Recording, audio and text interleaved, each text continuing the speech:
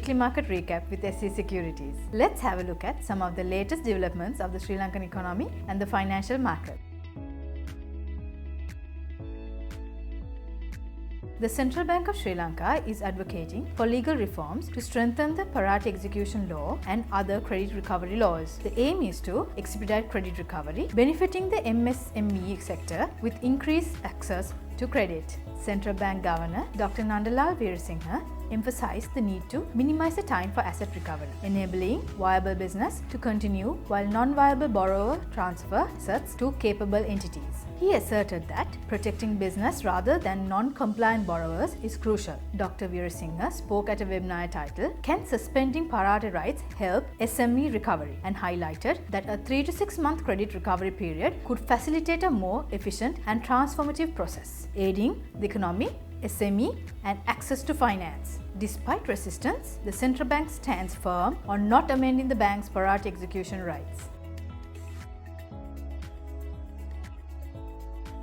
The Port of Colombo experienced a record of 25.5% year-on-year surge in transshipment volumes, reaching a 562,527 TEU in January, driven by ongoing disruptions in the Red Sea. Overall, container throughput grows by 28%, with transshipment accounting for 81%. Major terminals including CICT and JCT reporting significant year-on-year growth. The port's strategic role increased as shipping lines reroute vessels to avoid disruption in the Red Sea.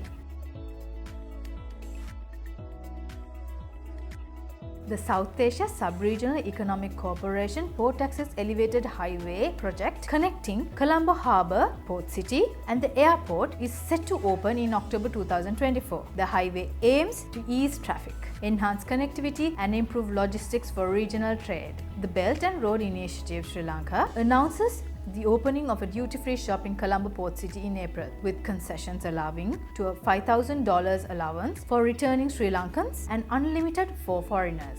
The Port City Commission plans to offer duty-free for 200 to 300 listed items and a 25% tax holiday at the new complex. The Colombo Port City Economic Commission Acts grants tax initiatives within the Chinese-built Colombo Port City. The Sri Lankan Convention Bureau aims to elevate the meetings, incentives, conference and exhibition segment earnings to over $550 million by 2024, with a vision to reach $1.36 billion and 10% of total arrivals through MICE tourism by 2026. The Bureau plans a comprehensive 2024 to 2026 MICE tourism blueprint aligned with the 10-year tourism master plan, targeting key markets such as China, India, the UK and Middle Eastern nations. Sri Lanka anticipates visit from 50 cruise ships between February and April, with most docking at Colombo and some at Hambantota and Trincomalee harbours. Each ship, carrying around 1,000 passengers, is expected to boost tourism arrivals, aiming to surpass the 2.5 million peak recorded in 2017 by 2024. Sri Lanka is set to harness its offshore wind project potential through private sector investments, following cabinet approval of a proposal to increase large-scale renewable energy contributions. A World Bank study identified prime locations in the north, west and southeast for offshore wind power plants, aiming to diversify energy sources and reduce reliance on fossil fuels, aligning with the country's commitment to sustainable energy. Jet Holding plc celebrates the official commencement of operations at its new alkyd resin plant in Bangladesh, aiming to boost margins through improved backwards vertical integration. The plant manufactures primary raw materials for wood coatings and paint, enhancing control over supply chains and supporting cost efficiency. The strategic move strengthens Jet's regional footprint and complements its strong R&D facility in Sri Lanka. Sunshine Holding plc infused ₹500 million into Sunshine Tea Limited, receiving 1,216,545 ordinary shares on February 1, 2024.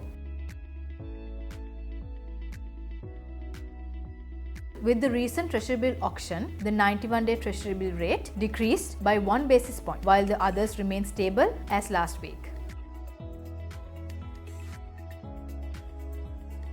Let's take a look at this week's Colombo Stock Exchange market status.